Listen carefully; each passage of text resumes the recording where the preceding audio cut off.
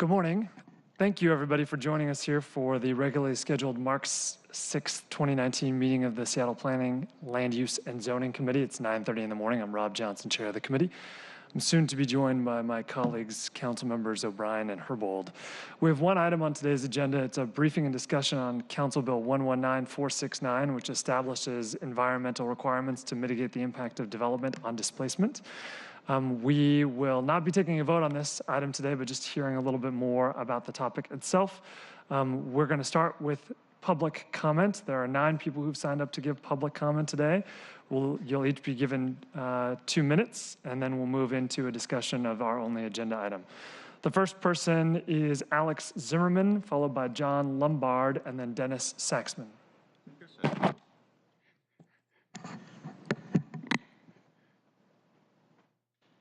Hello, my best and lovely counsel, Mr. Johnson. My name is Alex Zimmerman, and I totally disagree with this ordinance what you have. And I have explained to you why. I think it's too bad and too early for make this decision. So a couple points I want to deliver to you. Number one, because next year it will be totally different this chamber, and possibility all council will be out, all 9, maybe all 9. So that's very important right now. So all decision right now, what is you make, you never will be exist few months from now. It don't have sense. It's number one. Number two, right now all America recognize in this all newspaper from East Coast to West Coast, so Seattle is #1 fascist city in America. This officially in all newspaper. So this is another reason what is I thinking your decision will be not so good for the people. And number 3, what is absolutely unique, is no analogy in American history. Few council have violation of US Constitution and Open Public Meeting Act, in exactly like Gonzalez, who violates this 5 times. 5 times, 5 times. This is all newspaper too. So if you violate Constitution and Open Public Meeting Act 5 times, she's supposed to be moved out right now. She did this for Murray, but Murray violate only 1 law. She violate 5. It's a very big difference. So right now I speak to everybody who listen to me, because Seattle right now is #1 fascist city. In more council right now, pure criminal, supposed to be in jail. She's not alone. She's supposed to be handled with another couple council. So in this situation, I think it's too early make this decision. Stand up, Mr. Seattle. Zimmerman, your time is up. America. Thank you. John Lombard, you're going to be followed by Dennis Saxman, and then Abdi Youssef. Thank you, Mr. Chair. Good morning, council members. I'm John Lombard. I'm a candidate for City Council from District 5, and I'm here to support Councilmember Herbold's ordinance. In fact, I believe it doesn't go far enough.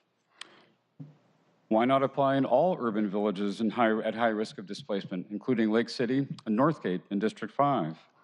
If the legal principle is sound, why not apply across the city?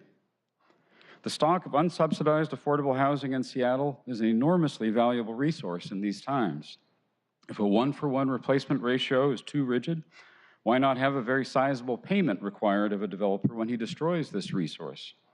It could be on a sliding scale to provide greater compensation for the loss of more affordable units.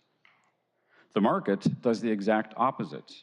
It incentivizes the destruction of the most affordable units, since they provide the biggest jump in rents for the nice new market rate units. If the legal basis is there for Councilmember Herbold's ordinance, and my understanding is that it is, then I believe that city has an obligation to counter this incentive of the market that is manifestly against the public interest. Please do all that you can to disincentivize the destruction of our very precious affordable housing. This is crucial for MHA to be the positive force for good that the council seems to believe that it is. Thank you. Thank you. Dennis, you're going to be followed by Abdi Youssef and then John Fox. Okay. My name is Dennis Saxman. I live in affordable housing on Capitol Hill.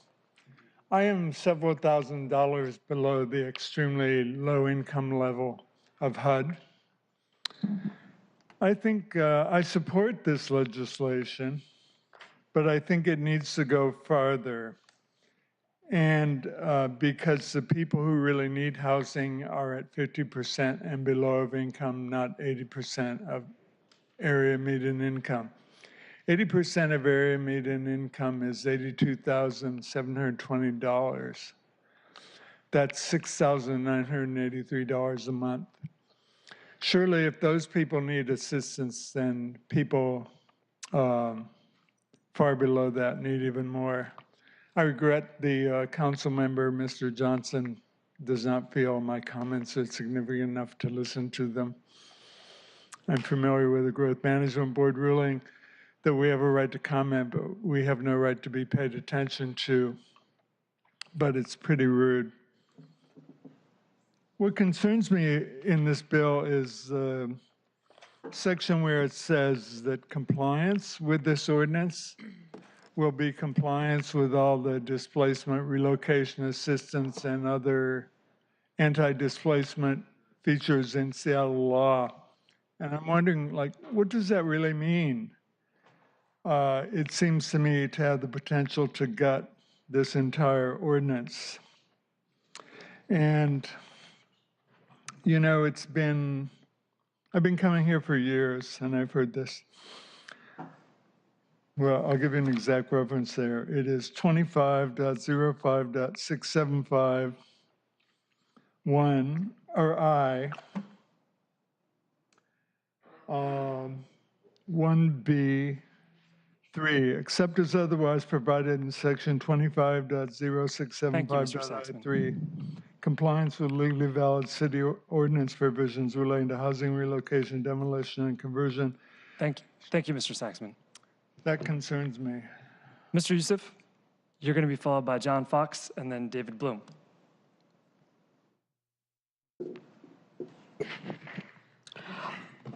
Good morning, council members. My name is Abdi Yusuf. I am a coalition organizer for Butchers Soundsage, and I organize our South Core Coalition. Over 20 community-based organizations, we come together to be a unified voice for community control and inspire development in the Rainier Valley. SAGE supports Council Woman Lisa Harbour's proposal to adequately mitigate the impact of new development that will demolish housing affordable to households earning 80% of AMI and below by requiring those developers to replace the units demolished in addition to comply with MHA requirements. We think this policy could be strengthened by increasing the affordability of the new units to match the MHA requirements at 60% AMI and expand to the neighborhoods with both high displacement risk and high access to opportunity where we are losing the mass market provided affordable units. We have seen the impact of displacement firsthand in the Rainier Valley with the arrival of the light rail come and increasing desirability to live in the neighborhood. Rents for housing and commercial space are rising, and new development is not accessible to low-income people and people of color.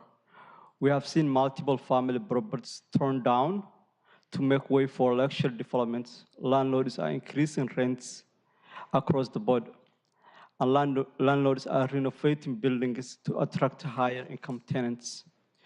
We believe that this policy, further strengthened by the expanding to high displacement risk and high access to opportunity, will help keep households living in affordable units from being displaced. Thank you. Thank you, Mr. Youssef. John Fox, followed by David Bloom and then Steve Rubstello. John Fox, coordinator of the Seattle Displacement Coalition. From 2016 through 2018, the city of Seattle experienced a record number of demolitions of existing housing. Over 2,690 units were lost to demolition. We've surveyed tenants, residents who live in those buildings, and more than 70% of those who lived in those units were people with incomes below 50% of median. That means over 1,880 units were destroyed, serving those most in need in our city over 3 years. By comparison, let's look at the city's housing production figures over the last 3 years. The city spent $175 million in public dollars to produce 2,560 units, but only 1,434 of those serve those at or below 50% of median.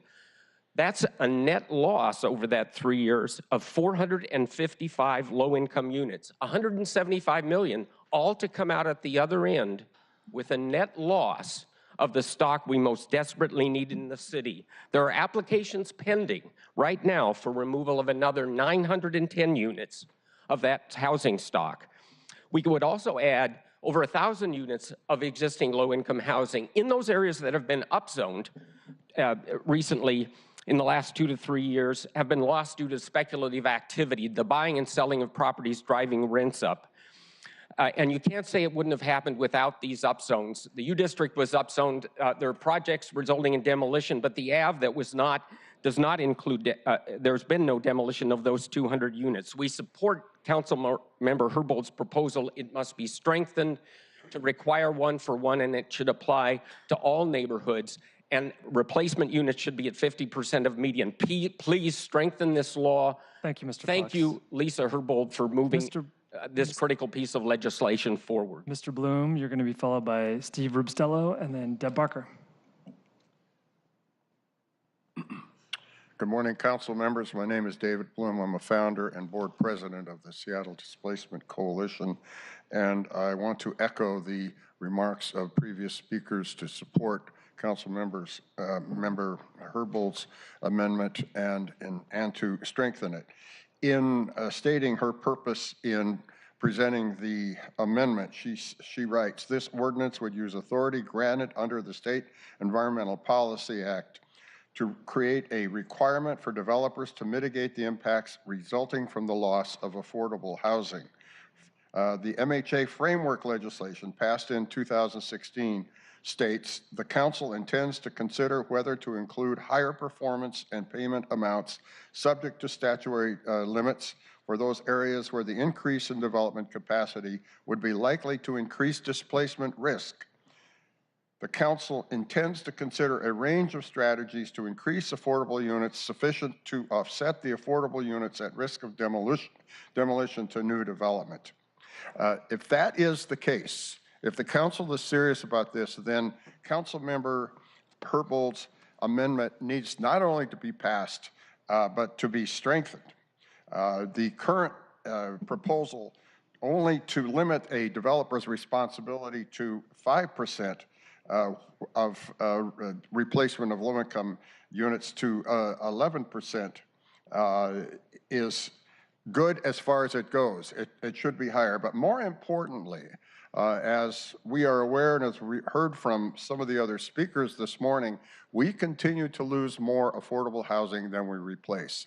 There should be a strong 1-for-1 replacement requirement in any legislation guiding the development of our city in the future. Thank you very much. Thank you. Mr. Rubstello, followed by Deb Barker and then Bill Bradford. Well, here we go again. The city continues to move towards making this a more and more difficult place for people who make less than $80,000 or $100,000 to live. And you do a great job of adding to the homeless problem. When you have your emergency, what you have done now is almost claim you're not responsible for the fact that there is some homelessness, there has been for a long time, but you are pouring gas on the fire.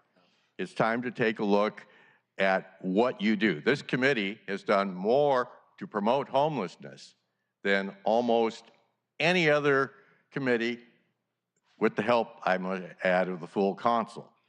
So let's go the other way around and let's take a look at the whole city. When you upzone in a highest and best use, you raise the taxes, you make many of the properties which are affordable no longer economically viable, and that's why we keep losing affordable units. Now, are you going to do anything for the people that are displaced? And it's not just people of color who are displaced, it's just not in the central area, it's just not in the south end. I see it in the north end, I see it all through the city, But when you replace a white person with another white person, it's much harder to prove. It's so visual in part of the city that that's happening everywhere, but it's so visual, and yet you ignore it. You act like this package to the developers, which is, you know, the main purpose of this seems to be to raise their profits, since there's reluctance for clawback, even if this is declared unconstitutional that they should have to pay. Then you continue to give them more, and you make the city less and less home for a diverse group of people. Deb Barker. Deb, you're going to be followed by Bill Bradford.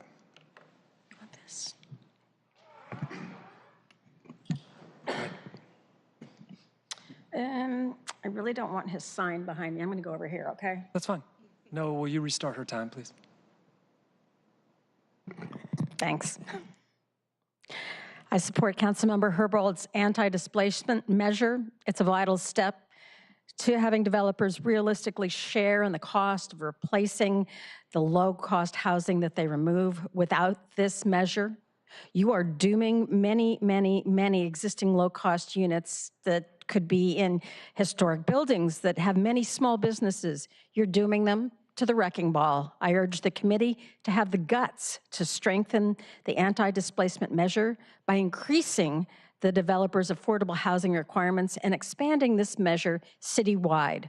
My urban village of Morgan Junction has over a dozen existing low-cost housing complexes that can never be replicated. The high-risk areas of Othello, South Park, Rainier Beach, Bitter Lake, and definitely Westwood Highland Park are critical, to be sure, but the anti-displacement measure that you should support needs to make up for a devastating impact to the city's affordable housing units. Please support and strengthen this important measure. Thank you. Thank you, Ms. Parker. Bill Bradford, you are going to be followed by David Ward and then Natalie Williams. Hi.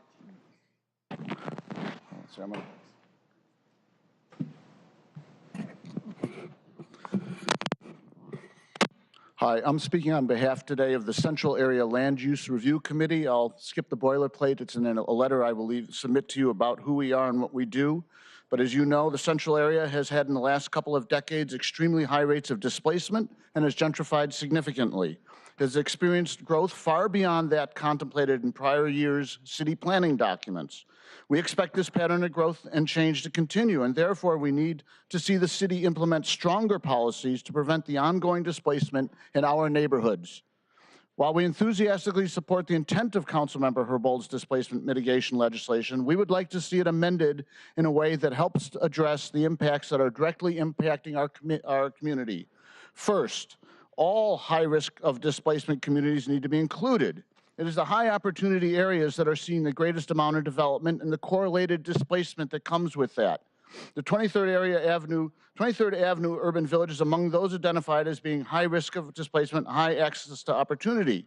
As such, there is strong demand for housing and rents are higher than average. Yet MHA, per the FES, only produces 268 affordable units in 20 years for the whole urban village. We do not believe that this will stem the tide of displacement, and we want to see added protections of this legislation. Second, we would like to see stronger one-for-one replacement policies. San Francisco has a one-for-one replacement policy, as do many other major American cities. Notably, we see the Cadence apartments that are being replaced. 21 Section 8 affordable housing units are being replaced with 73 CDUs. That's micro units. That is not helping our affordable housing stock in the central area. We would like to see one-for-one on-site replacement of lost units in addition to the base MHA contribution. Third, SEPA thresholds are generally too high for most projects in the central area. We would like to see the displacement mitigation policy applied to projects with as few as 20 units. Finally, we believe that more fine-grained analysis needs to be made in the underlying equity analysis that underpins MHA. That analysis, which is the basis of all of this, clearly states its own limitations in terms of its, the accuracy of what it is saying and so on. Its analysis. Thank you, Mr. Bradford. Thank you. Your time is up. Thank you. Mr. I Ward? just find it ironic that no one here from Seattle for Everyone and all the housing affordability groups Thank you, are Mr. here. Bradford. Your time is up. David Ward, followed by Natalie Williams.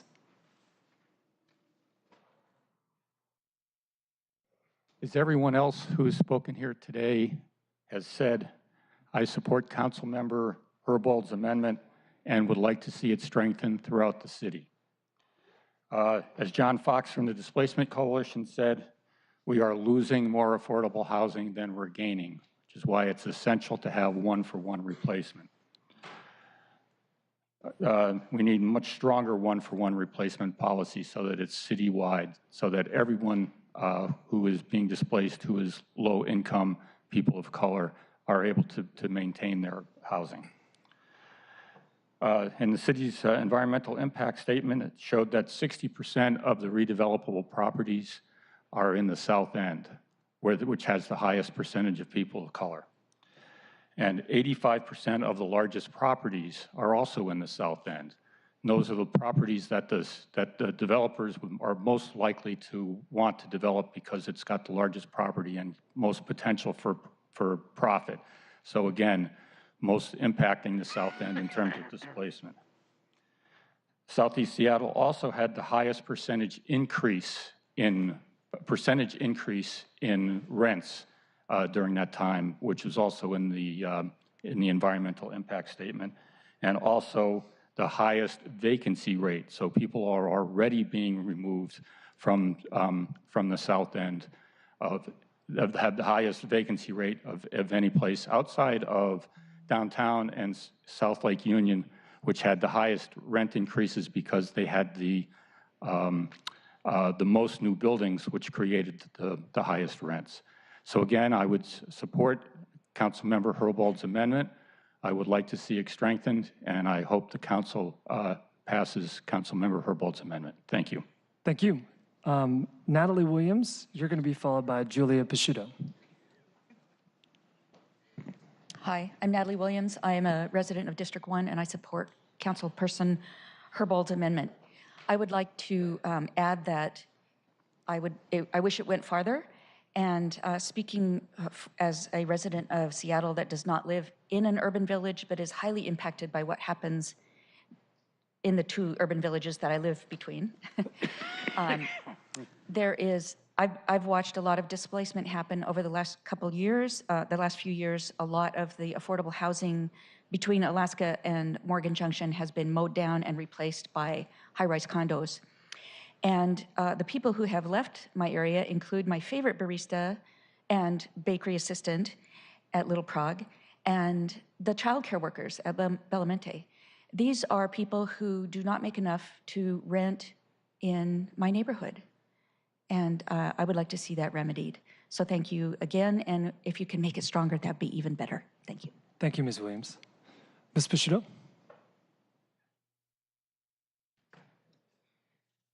Good morning, council members. I'll be short and sweet. It's very clear from everybody's testimony today and the experience that we've had organizing with community-based organizations in the Rainier Valley as Puget Sound Sage, that displacement is happening and that we don't have a full suite of tools to address displacement.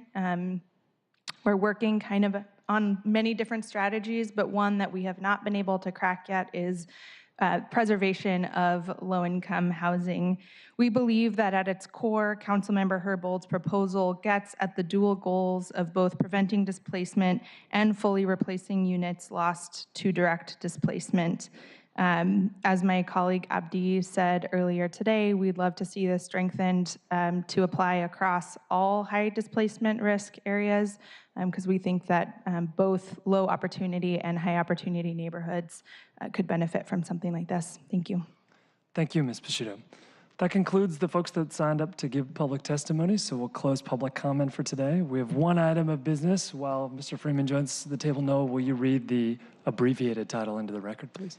Agenda Item 1, Council Bill 119469, an ordinance relating to land use and zoning, amending the Seattle Municipal Code to establish environmental policies to mitigate the impact of new residential development on displacement of lower income households in areas with a high risk of displacement.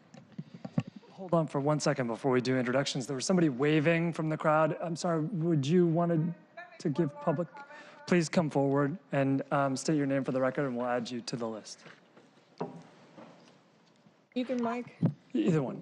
Okay, I'm Yaela Ettlinger. I moved to Seattle in 1952 from New York at the age of 2, and I lived here most of that time since. I'm shocked to see how Seattle has changed. I went to Madrona Elementary when it was about 65% black, 10% Asian, and the rest white. I was usually the only white girl in my class. That was a great experience for me. I don't think there are any children in Seattle that get to have that experience. Also, Franklin High School, 65 to 68, was wonderfully integrated. And a lot of us were politically active then in terms of the civil rights movement and the beginning of the Vietnam War protests. So Seattle used to be a great place to live. And now it's just disgusting what's happened. And I get my health care at Harborview. I was walking in the neighborhood. Yesler Terrace is there. Yesler Terrace is evidently in the process of being torn down. And what's replacing it? High-rises, apartments with apartments that are in the, 1,700 to 2,500 a month range. Ridiculous prices which nobody can afford unless they work for Amazon or high up in Boeing or, well, you know the story. This is not okay. This is not my town anymore. And I really want to fight to make sure that we let this be a town where everybody can live and not just the upper crust. Thank you. Thank you. We'll now move on to the central staff memo associated with this bill. Keto Freeman, please start the introductions. Sure. Keto Freeman, Council Central Staff. Susie Levy with Councilmember O'Brien's office. Alex Clardy with Councilmember Herbold's office. So today we're just going to be doing a discussion on this bill. Mr. Freeman, you've presented to Council Central staff memo associated with this. And if you wouldn't mind, why don't you walk us through the memo and the contents of the bill? Sure. So today the committee will have an initial briefing, as Councilmember Johnson mentioned, of Council Bill 119469, which is sponsored by Councilmember Herbold. This bill would amend the city's SEPA ordinance, which essentially codifies our version of the State Environmental Policy Act, to provide additional authority to the Seattle Department of Construction and Inspections to mitigate displacement of lower-income households due to demolition under certain circumstances. So I'll describe what those circumstances are and then talk about two key aspects of the bill, which are the mitigation areas and the mitigation options. And then I think there are some next steps that Councilmember Herbold may have in mind that are discussed briefly at the end of the bill, and I think that is discussion for the committee. And Keto, can you include in your overview a review of the findings in the bill? Because I think they serve as a really important foundation for why this is necessary. Sure, I'll do that. Maybe I'll first just briefly describe kind of how this bill would apply, and then we can talk about the findings and go to the mitigation areas. So I think the findings in part inform the mitigation areas, so I think that's a good segue to that part of the committee's discussion. So this bill would provide SDCI with additional mitigation authority that it would be applicable to projects that are subject to the mandatory housing affordability residential program, that are not categorically exempt from review under the State Environmental Policy Act, and categorical exemption levels in the areas that are currently contemplated are relatively low. I brought here the table from Chapter 2505. They range more or less from 4 to 8 units, up to 20 for certain types of zones, including Seattle mixed zones and mid-rise zones, and there are a few of those in the areas where this would apply. I'm having a hard time hearing you. Sure, yeah. Talk a little louder here. So the threshold level at which this additional mitigation authority could apply would be for projects that exceed State Environmental Policy Act categorical exemption levels. So it's essentially a project that would build somewhere between 4 to 8 units depending on the zone. The projects have to be located in urban villages identified as having a high risk of displacement and low access to opportunity, at least as currently drafted. And the project would have to involve the demolition of existing units that are rented at rents affordable to households with incomes at 80% of area median income. Please go ahead. But the applicability is not only related to the thresholds in state SEPA, correct? It's also for those properties that are not categorically exempt under city SEPA, which I think includes some low-income housing, some senior housing. Is that right? Am I recalling correctly? I'm off the top of my head, I can't recall if there are different exemption levels for certain types of projects. We differentiate based on geography. So in, say, urban centers, for example, there are a much higher categorical exemption levels than outside of urban centers. But off the top of my head, I can't recall if we have different categorical exemption levels for affordable housing projects.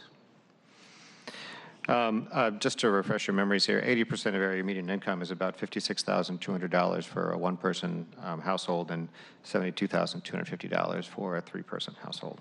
And you said that was 80% of area median income? 80% of area median income, yeah. Those are 2018 levels, so not 2019. So I'll talk a little bit about the findings here, and then we can talk about some of the mitigation areas where this additional authority could apply. So the findings reference a few different reports, including the growth and equity analysis that informs somewhat the MHA proposal and also the Seattle 2035. This growth and equity analysis was prepared for the 20-year update to the comprehensive plan.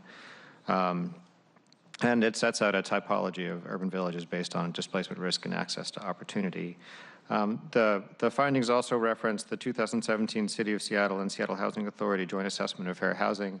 That was something that was done as part of our compliance, our HUD compliance, and is necessary for us to get community development block grant funding from the federal government. And among other things, that study identifies areas that are racially or ethnically concentrated areas of poverty. And there is some overlap between the areas, the mitigation areas in this bill, and those areas and the recaps identified in the 2017 joint assessment. Okay, moving on here. It also references a few reports that were done for the Central Puget Sound, for the Puget Sound Regional, for PSRC, the Puget Sound Regional Council, including equity, opportunity, sustainability in the Central Puget Sound region, geography of opportunity in the Central Puget Sound region, the Fair Housing Equity Assessment for the Central Puget Sound region. It's a 2014 document, and a housing background paper for Vision 2050.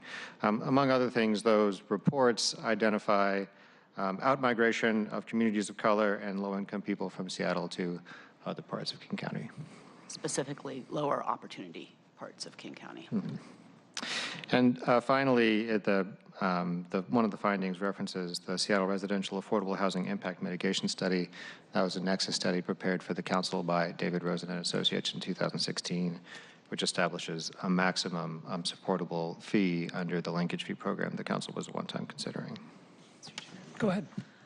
Thank you, Keaton. Thank you, Mr. Chair. One of the analysis that I continue to look at is the city's own ESI analysis and EIS, analysis, alphabet soup here. I'm wondering, does this ordinance take into account the fact that the studies showed that there was a strong correlation between the number of people who were being displaced actually having more likelihood to be displaced because they were rent burdened, not because of demolition? This actually might be a good time to transition to that map. Alex, if we can throw it up on there. So this is a map that's in the memo, and this is actually from the EIS. This is from Appendix M to the EIS, which has a host of results from different regression models that Burke and Associates ran using the access to opportunity displacement risk typology. Councilmember Mosqueda, off the top of my head, I cannot many of those regression models indicated that there is a statistically significant relationship between development and certain types of displacement, but not all of those regression models showed that statistical significance. And I can't remember off the top of my head which do and which don't, but some do and some don't. And as part of the next committee discussion, we can highlight for you which of those models indicated a higher risk of displacement. Okay, just from my notes and for the record, the city's analysis of displacement showed a strong correlation between new homes being built and lower numbers of low-income residents and residents of color moving out, and that the direct displacement from demolitions had a relatively small impact on changes in populations. I think that's important as we try to figure out the right puzzle pieces to address all of these issues. If most folks are being displaced because of the cost of housing, the fact that we don't have enough housing stock, not necessarily demolition, then I think that's an important finding for us to continue to note. And I'm happy to talk with you more offline about this, Councilmember Mosqueda, but that analysis grossly underestimates the number of demolitions that occur in the city and the numbers of people who are displaced because of those demolitions. That analysis relied on the tenant relocation assistance and the households that are determined eligible. That was their proxy for people displaced because of demolition. The tenant relocation assistance ordinance, people who are between 50 and 80% of AMI do not qualify for it. So those people who are displaced from the city were not counted. Also, people who live in group houses and their income is pooled, they perhaps have a roommate situation, they also don't qualify. So those people weren't counted. Further, this ordinance does not rely on what the cause for displacement is. What it does is it says that because of our obligations under the Fair Housing Act, we have an obligation to act to stop displacement and to address it with our own regulatory measures, regardless of what's causing it. So whether or not it's an economic impact or an impact coming from demolitions, we have an obligation to try to correct those wrongs.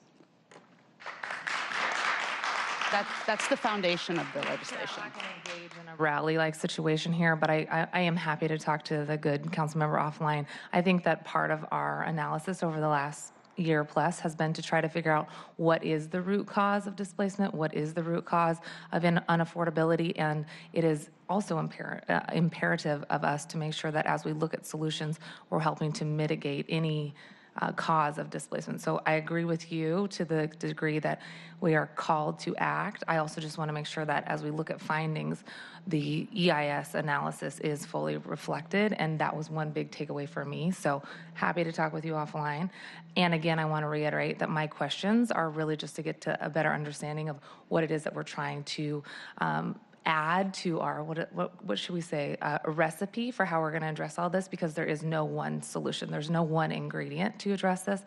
So my questions are going to be focused on how this, as an ingredient to the bigger picture that we're all trying to solve, is going to help us address this issue, which is the first point you made. And the majority of the findings are just recognizing that displacement is occurring. Okay.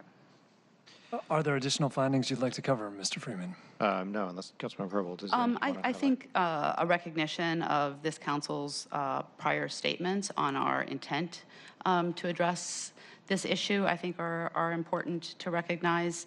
There were two prior actions of this council, both in the framework legislation in 2016, where the ordinance itself, the framework ordinance, stated that the council was going to consider whether to include higher performance and payment amounts for those areas where the increase in development capacity may increase displacement risk.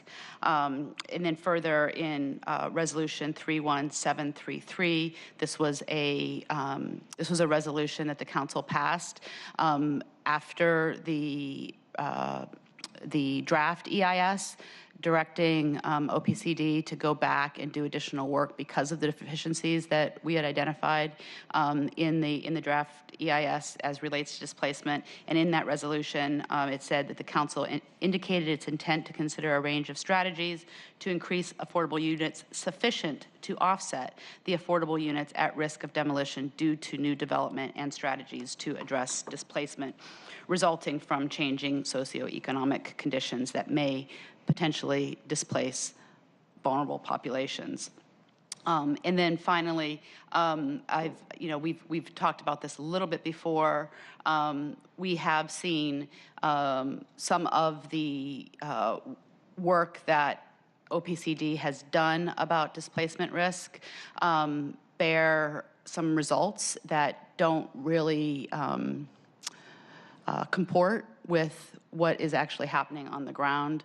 The number of units in the university district that are slated for demolition in just a year and a half in the university district since the passage of MHA is nearly 100 units to be demolished in an area that OPCD had given a range of, on the low end, 60 units, and on the high end, 200 units, and that was over a 20-year planning period. And so we've already reached the midway point of the high end in just 1 year.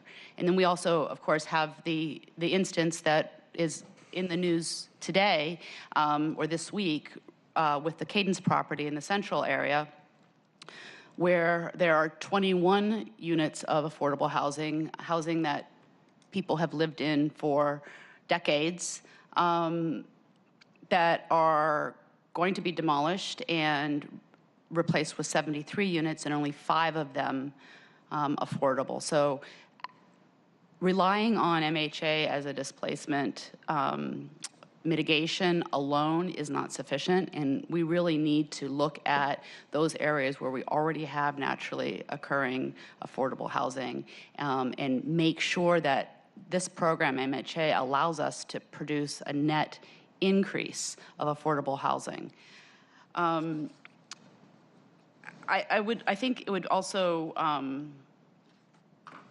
be useful to talk a little bit more about moving forward. We've heard folks in the community say that they feel that we should discuss expanding the scope of the ordinance from only high risk of displacement, low access to opportunity areas, to actually include the high access to opportunity areas. And Keto, I don't know if you're prepared to do so now, but if you have a little bit of background about how OPCD did that analysis, I think that might be helpful as well. Sure, I'll take that as a segue into talking about sort of where this bill would apply, and I can talk sort of at a high level about the indices that inform the Growth and Equity Report as part of Seattle 2035. But I'm not going to get it perfectly. There are a lot of different variables that we use to identify displacement risk. But returning to the bill here, so the bill would apply in 5 urban villages, so only within the boundaries of those urban villages. So if it's development that is subject to mitigation and within the boundaries of those urban villages as drafted, there'd be additional authority to SDCI. And those urban villages are within areas that are red up here on the map. Red areas are areas that have high displacement risk, low access to opportunity. Purple areas are areas that have high displacement risk, high access to opportunity. Blue areas are areas that have low displacement risk, high access to opportunity. And brown areas are areas that have low displacement risk, low access to opportunity. So as drafted, the bill would apply to Rainier Beach, the Rainier Beach Urban Village, the Othello Urban Village, the South Park Urban Village, the Westwood Highland Park Urban Village, and the Bitter Lake Urban Village. And it appears as though the south end of the Columbia City and the north end of the Lake City urban villages are fit within that category, but they are not applied as part of the bill. Do I understand that correctly? Yeah, and a little bit about what this map does. This is a map that is from the FEIS, and Burke took the displacement typology and applied it to census tracts. And it is an ongoing sort of not problem necessarily, but it is a fact that our planning geographies don't necessarily correspond with census tract boundaries. And so there are places where they don't neatly overlap or where there is some mismatch. And I think so.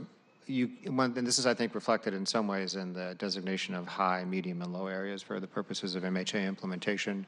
You'll notice, for example, that Crown Hill is in both a low displacement risk, high access to opportunity, and low displacement risk, low access to opportunity area. That's a medium area for the purposes of MHA, so there are ways in which sort of judgment calls have to be made about sort of what would apply where. But you're right, there are some places that may be indicated as having a high displacement risk that are not included in this bill, such as Aurora, such as A-Love or Lake City. Is that just a kind of policy decision as far as what to include or not, or is there like a algorithm was applied to how many square footage was inside or outside the census tract versus the urban village? I don't know. I mean, there is the index that that OPCD developed that informs the comp plan. That index was applied on a census tract level. So I mean, it is the index. I guess that is the algorithm that applies. Yeah. Thanks. But Councilmember Herbold, I think you asked me to talk a little bit about the growth and equity analysis, and there are a variety of variables that go into the displacement risk index. Race is one of them. Cost burden is another. Percent of number of parcels that are redevelopable is another. I'm not going to name all of them here because I probably won't get them off the top of my head, but there are about 20 or so. Housing tenure is another. So those are all variables that go into identification of an area as being either a high-risk area or a low-risk area. And can you also talk a little bit about how, in practice, this mitigation program would work? Sure, yeah, so it would be additional authority to SDCI. So if there's a project that is subject to SEPA review, the land use planner at SDCI who is reviewing the project would determine whether or not there are any units that are affordable at rents above 80% of AMI. And there's actually a portion of the bill that directs SDCI to begin collecting that information. I don't think it's actually something that is currently collected, but this is a SEPA-based bill, and so presumably that collection would happen through the checklist that applicants would have to submit to SDCI as part of the SEPA review for their project. And so if there is a project that meets the different thresholds for review under this, then the SDCI planner could require either additional replacement of units that are demolished at 80% of AMI or a higher MHA obligation. It's the lesser of those two. So it would be the one that is, I guess, least onerous to the developer in some ways. And that decision, if it's combined with another type 2 decision, we're getting a little bit arcane here, but say a design review decision or something like that, would be an appealable decision to the hearing examiner. So if SDCI chose not to use this mitigation, that could be a subject of an appeal, or if SDCI did choose to use this mitigation and a developer didn't think it was warranted, that could also be subject to an appeal. I wanted to turn it over to Susie and Alex to go through the short presentation that they're giving on behalf of Julia Pesquito with Puget Sound Sage. Well, hold on for a second related to that. You know, I had a couple of questions associated with the legislation. I realized that's why you were deferring to me. I thought you were deferring me to move it on, but go no, for it. I have a couple of questions related to this, and I want to state that it is not my intention for us to actually have the presentation be given today. We all have discretion to run the committees that we have ownership over in the way that we choose. It has long been my practice that we don't have external presentations either for or against a particular bill or set of policies. And so I don't, while I recognize that there is good work that has been happening in the community associated with this, I will say that it is not my intention to offend anyone. However, no one approached me and asked for the ability to give this presentation, and if they had, I would have very clearly said that it is not the practice of the committee to allow folks externally who either support or oppose an individual piece of legislation to get the opportunity to make a presentation. That's been a long practice, whether we were talking about individual zoning changes in neighborhoods, whether that was about the design review program, short-term rentals. We've had several complicated pieces of legislation where individuals external to the city have requested the opportunity to come and sit at the table and have a longer conversation and make a presentation of facts and figures either for or against any of those pieces of legislation. And we've long said that is not part of the policies of this committee.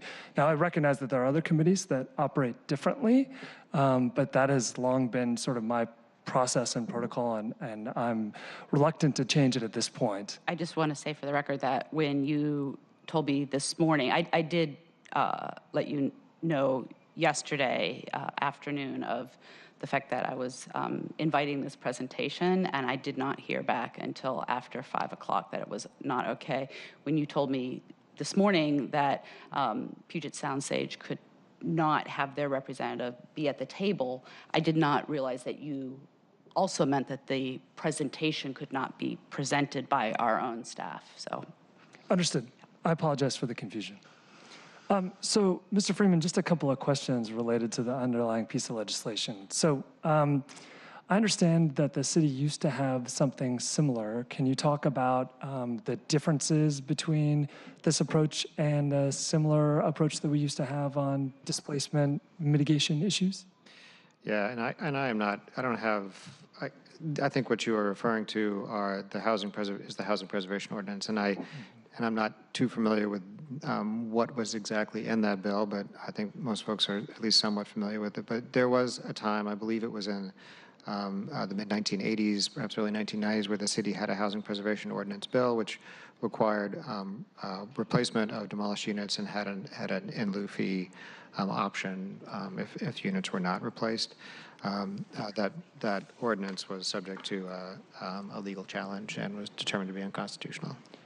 And so it would be helpful for me as we move forward to understand the differences between this approach and that housing preservation ordinance approach, so that we could understand how those differences may be met in order to preserve that we're not walking down the same pathway of legal fraught. Sure, and of course, I think council members have gotten advice from the legal department on this, and there's a point at which I'm going to be very conservative here about describing differences, because I don't want to sort of cross into a territory of talking about things which could be attorney-client privileged, and you all, of course, could waive that privilege, but I think you have to decide to do that in an executive session. But the primary difference here is that this is based in the State Environmental Policy Act authority that the city has, as opposed to the authority that the HPO ordinance was based in. Councilmember Herbold had brought up earlier data associated with estimates in the U District around MHA implementation. Do we have hard data from either SDCI or OPCD on the development patterns post-MHA, either in the U District or in other neighborhoods where we've applied MHA? Do you have a good sense about that? My colleague, Ali Panucci, did the analysis for Councilmember Herbold, and I don't know exactly what she looked at. I think she was looking, though, at permit data, so it is kind of, I'm not exactly sure what you mean by hard data. I actually can't recall if it was building permit information or master use permit information. Obviously, there's a little bit of a difference between the two. If somebody has applied for a building permit, then it's pretty firm that they will build, because those are expensive permits, whereas master use permits are sometimes speculative. So somebody may not know whether they'll get financing for their project. Okay. So I actually don't know if it was master use permit or building permit data. I'm happy to share the material that she put together with you as well. Could I just real quickly touch on the SEPA authority in state law? Of course. And I just think it's important to identify sort of where this policy is derived from and the grounding for it. RCW 4321.6.060 specifically says that actions may be conditioned to mitigate specific adverse environmental impacts which are identified in the environmental documents prepared under this chapter. Mitigation measures must be reasonable and capable of being accomplished. And then further, the WAC, specifically 197.11.444, specifically identifies housing as an element of the environment. And so, again, this ordinance relies both on SEPA authority as well as using the obligation to affirmatively promote fair housing as a defense for any other questions about the authority under the law. Great. Continuing back on the data question, Mr. Freeman, I think it'd be helpful to have a little better understanding both of, in the U district and in the other 5 neighborhoods where we've applied MHA. And further, I think it'd be helpful to understand if we do collect that information based on, whether it's a building permit or a master use permit, about the demographics of the building itself. Do we have a sense about who lives in the units that are proposed to no longer exist, what rents they might pay? To Councilmember Mosqueda's earlier point, to understand exactly the problem that we're trying to solve here and who we're trying to solve it for would be helpful to have informed by data if it's available. The other question for me is the layering question around MHA, the applicability of this program and the interrelationship between the proposed program and MHA is important to me. Do we have any analysis about what kind of impact that this might have on either proposed projects within the neighborhoods that are being proposed? And clearly there's an interest both from community and also, I think from you, Councilmember Herbold, around applying this to a broader range of geographies than what's assigned in the bill now. So I'd be curious about what sort of analysis might have been done around the impact that this might have on the development of either new units, new MHA units, or the both. Yeah, so I looked at, the short answer to that question is that we haven't done any sort of economic analysis. I did look at the 2016 Community Attributes Report, which looked at feasibility under MHA, and as proposed, currently most of the Additional Mitigation Authority would apply in what are considered low areas for the purposes of MHA. As you all know, the one thing that the council has indicated its intent to do through the MHA legislation is to revisit the boundaries of those high, medium, and low areas sometime this summer. But at least using the current boundaries and CAI's analysis, most projects in low areas are determined by CAI to be infeasible, except for a few different project types. So some low-rise, some townhouse development and low-rise zones and cottage development in RSL zones had a positive residual land value, meaning that that development is feasible on those sites, whereas most other developments, at least in 2016, using 2016 data, were not feasible. So at least at a facial level, using the somewhat dated information, projects that are currently infeasible in those areas would continue to be infeasible even with this added obligation. But there are some projects that would be feasible under 2016 rents, and this could presumably have an impact on those projects. Or financial impact on those projects. Another outcome, potentially, we don't really know, is how this might affect developer behavior. Developers may just choose to develop sites that don't have so-called market rate affordable units on them. And do we have a sense, particularly because we're giving people a choice here based on the analysis that you might have done based on the CIA data about the council's intention with MHA units to get about a 50-50 split between payment and performance? We're intending through this bill to have a similar approach about payment versus performance. Are we trying to calibrate it so that we get a similar outcome of a 50-50 approach? So that is future work. At least as currently calibrated, without this additional mitigation option, a developer should be indifferent as between paying and performing. In fact, there's a little bit, at least a theoretical disincentive to payment, and that there's kind of a 10% premium that is added onto the fees under the way the fees are currently developed. What we don't know is that there's an option here to perform at 80% of AMI.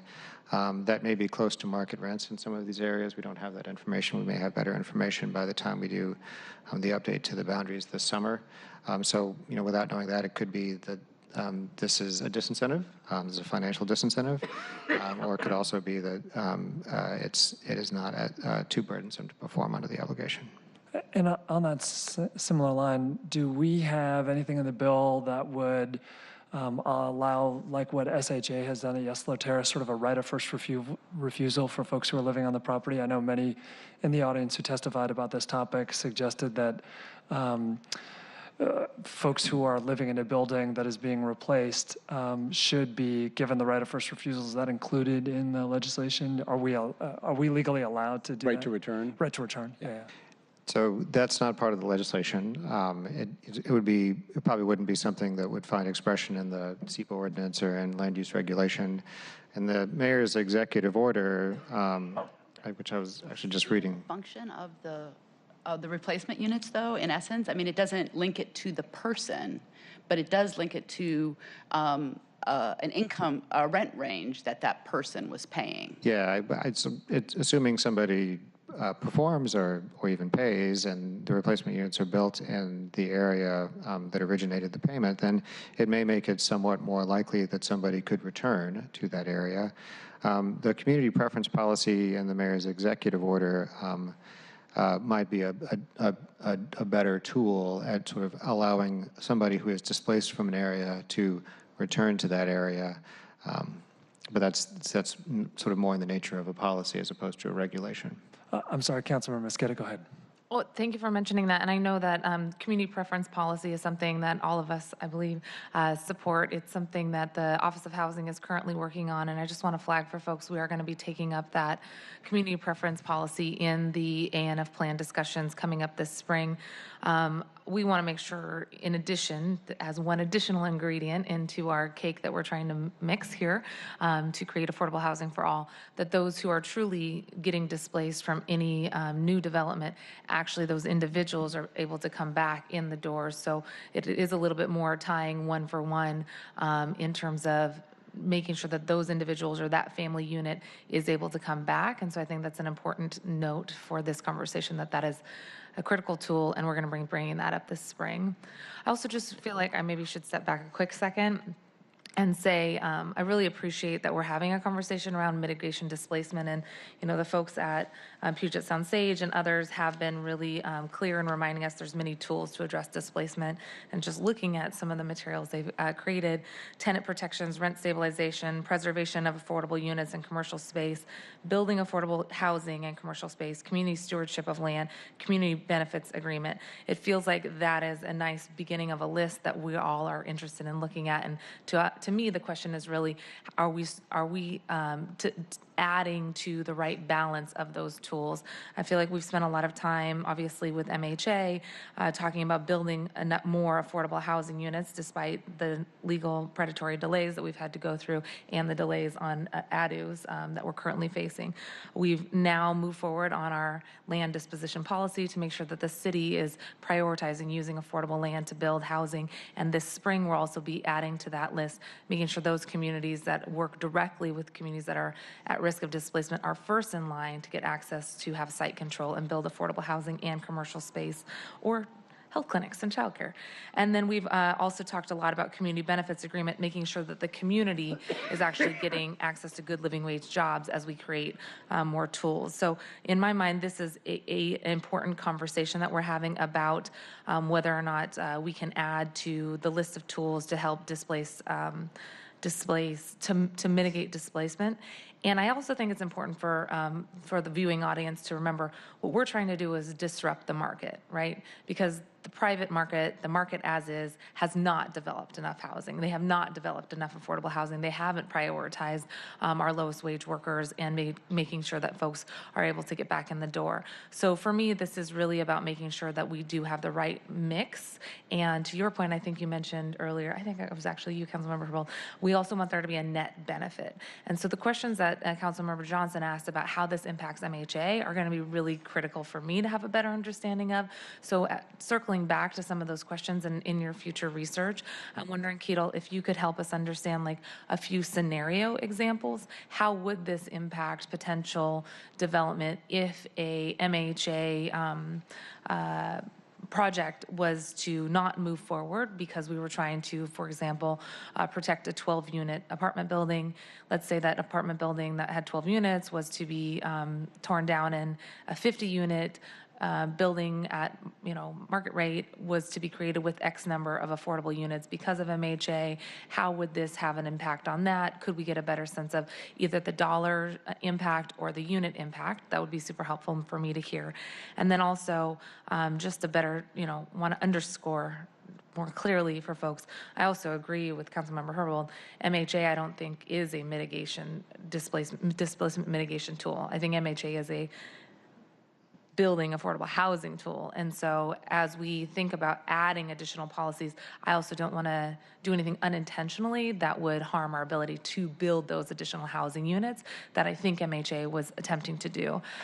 So to me, having some scenarios about where and if there are MHA units that would not be built if we were to do the displacement in lieu of, that would be helpful for me to figure out. And then if that were the case, are there other tools that we're thinking about? We talked about community preference. One of the other things that we're doing this spring is sort of a tenant opportunity protection act. So if units come up for sale and they're affordable units, changing the existing policy so that tenants get first notice of that, so that our also community developers can get notice of that, so we can protect those units if the folks in that apartment building instead want to create a co-op. So it's really exciting, but again, it's not, each one of these items is not the answer. I'm just trying to figure out a better picture of how all these pieces add up.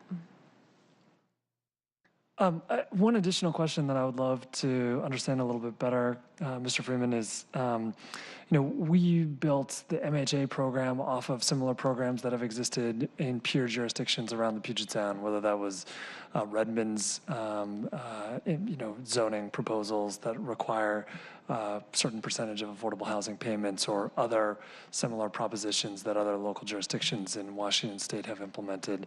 It'd be helpful to know if we're basing this requirement off of other jurisdictions, either at the local level or at the national level, and if so, to have a better understanding about how those programs work and what impact that they've been shown to have on either the creation of new units of affordable housing, the relationship around displacement, and other intended consequences of the legislation. I don't know if there's an answer that you have off the top of your head, but if not, I'd love to know what we might be basing this off of in terms of other jurisdictions. Okay, I can come up with some comparative information. Okay, yeah, please, Councilmember Herbold. Thank you.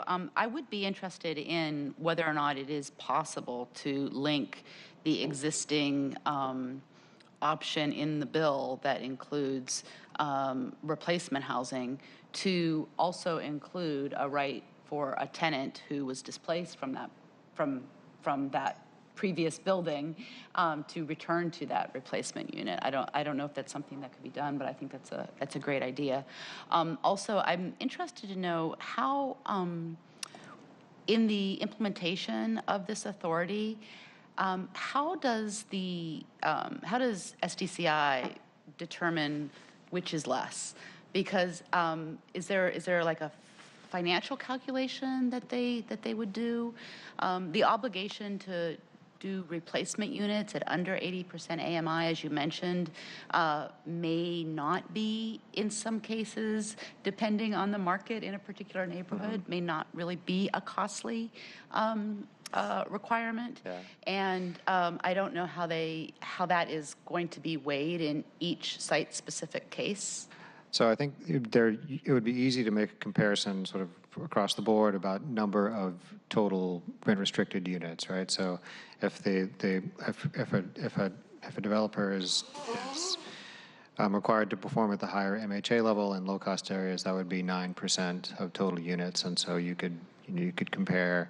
If it was, say, a 5% of it's an M1 zone and they replace those units, then it would be easy to do a percentage comparison in that building, although some of those units, the 80% units, would be rented at a higher level than the 60% AMI MHA units. But essentially, there's an incentive here for the developer to self-select the least costly option for them, and some of it may depend on what their what type of a developer they are. If they are a portfolio developer and are comfortable holding on to 80% units for some long period of time, maybe because of the financing in their project or something else like that, then that might be a better option for them. But there is the choice, essentially. So it is not imposed on the developer by SDCI. It's a choice of the developer. Essentially, yeah. It's then whichever is the lesser. Which is similar to the way we approach payment and performance in MHA, except for the lesser piece, right? Right. It's just a choice option. Councilmember Mosqueda. Thank you so much. So thank you for getting back to us on the fee versus direct unit replacement options. I like what Councilmember Herbold asked about what options exist regarding actually ensuring that the same tenants that were displaced have access to the creation of any new building. Also, given where we're at right now, it doesn't seem like if a unit were to be preserved, or I'm sorry, if an apartment complex, for example, were to be preserved, that there's a guarantee that they would continue to be maintained at a certain affordability rate. Is there any way for us, I know we have rent control limitations on us right now, but is there any tools currently that would allow us to ensure that those rents could be maintained at an affordable amount, either if a apartment complex were maintained or in the creation of a new unit? Not through this mechanism. So this is a project-specific mechanism. So if somebody is, if this additional mitigation authority were applied to a project, it would be because a project would be demolishing units affordable at 80% of AMI. I think that, there are some, this is sort of harkens back to other affordable housing incentives that the council has discussed in the past, and which there are some limitations in state law about, but there may be also some opportunities available to the council. But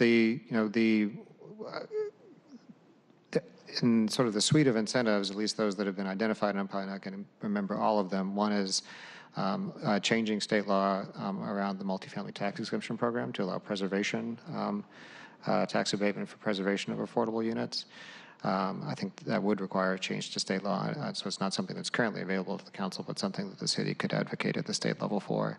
Others might be looking at, again, at the multifamily tax exemption program to see if there are opportunities when there is development on a site that includes a building that has naturally affordable or naturally occurring affordable housing on it, to somehow have an incentive for preserving that in exchange for some tax abatement or something like that. Those are just those are sort of blue sky ideas, but one would require a change of state law. Please. I just really appreciate the conversation that's happening here, and I appreciate the forum for it. Councilmember Herbold, I know this is something that you've worked on for a number of years, and I think that it's tricky given state law, but it's critical to do more than we're doing today. I look at the displacement that's happening in our community, and from my framework, I think it's largely driven by growing income inequality and a world where there's a chunk of people that are making more and more money every day and a chunk of people whose wages are stagnant or don't have access to opportunities. And the housing market we're all competing for is the same housing market. And the pressure of the folks that are making a lot of money put on that market means that a lot of folks are left behind, and we're feeling that. And the drivers for that income inequality are largely beyond the scope of the policies and laws we set here at City Council. And yet there's an obligation on us that we feel to make our community strong and undo some of these damaging impacts. And so we often can't go to the root of that problem, and instead we have to work around the edges of the things we do control to try to undo some of the negative impacts we're seeing from these policies that are driving these problems in our community. And that leaves us at things like this that are messy and complicated, and each individual property and each policy is going to play out differently, and trying to understand what the unintended consequences are going to be is really complicated.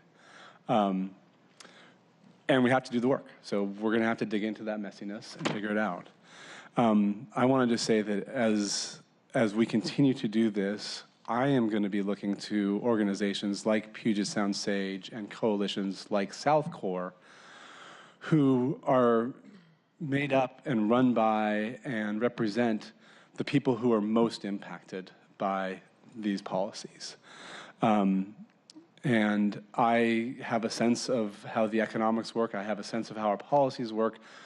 But I am not directly impacted in the same way that lower income communities of color are impacted by this. And the fact that we have organizations in our town and coalitions built to help us do this, I'm really grateful for.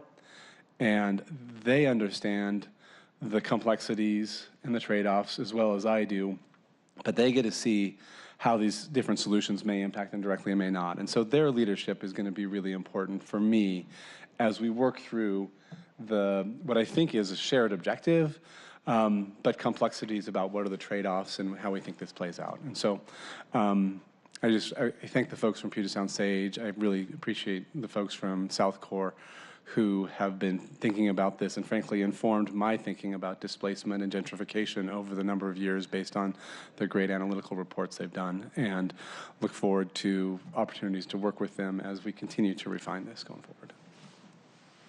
Anything to add? Mr. Freeman, we've given you a lot of additional work to do. Our next committee meeting is scheduled for March the 20th. If that work is completed between now and the 20th, I'd love to have an update about what you've learned.